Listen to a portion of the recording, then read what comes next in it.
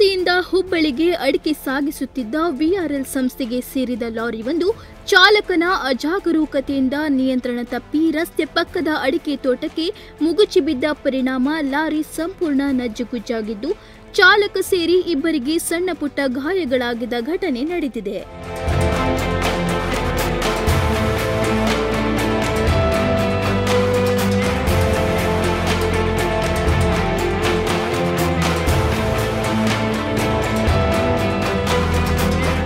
ಗುರುವಾರ ರಾತ್ರಿ ಸುಮಾರು 9:30 ಗಂಟೆ ಸುಮಾರಿಗೆ ಲಾರಿಯಲ್ಲಿ 400 ಚೀಲಗಳಷ್ಟು ಅಡಿಕೆಯನ್ನು ತುಂಬಿಕೊಂಡು ಶಿರಸಿಯಿಂದ ಹುಬ್ಬಳ್ಳಿ ಕಡೆಗೆ ಸಾಗಿಸಲಾಗುತ್ತಿತ್ತು ಎನ್ನಲಾಗಿದೆ.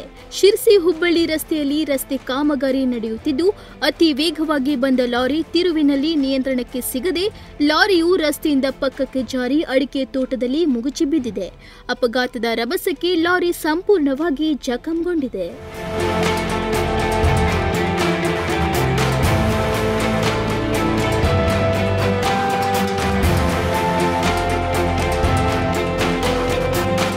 ದೂರುದಾರರಿಗೆ ಬೆನ್ನಿನ ಭಾಗದಲ್ಲಿ ಮತ್ತು ಹಣೆಯ ಹತ್ತಿರ ಸಣ್ಣ ಗಾಯಗಳಾಗಿವೆ. ಲಾರಿ ಚಾಲಕ ಸತ್ಯನಾರಾಯಣನಿಗೆ ಕೈ ಮತ್ತು ಕಾಲುಗಳ ಭಾಗದಲ್ಲಿ ಸಣ್ಣ ಪುಟ್ಟ ಗಾಯಗಳಾಗಿವೆ. ಘಟನಾ ಸ್ಥಳಕ್ಕೆ ಬನವಾಸಿ ಪಿಎಸ್ಐ ಮಾಂತೇಶ್ ಕುಂಬಾರ್ ಮತ್ತು ಸಿಬ್ಬಂದಿಗಳು ಸ್ಥಳಕ್ಕೆ ಭೇಟಿ ನೀಡಿ ಪರಿಶೀಲನೆ ನಡೆಸಿದ್ದಾರೆ. ಅಜಾಗರೂಕತೆಯಿಂದ ವಾಹನ ಚಲಾಯಿಸಿದ ಲಾರಿ ಚಾಲಕ ಸತ್ಯನಾರಾಯಣನ ವಿರುದ್ಧ ಪ್ರಕರಣ ದಾಖಲಾಗಿದೆ. Nudisiri news desk, Honnavar.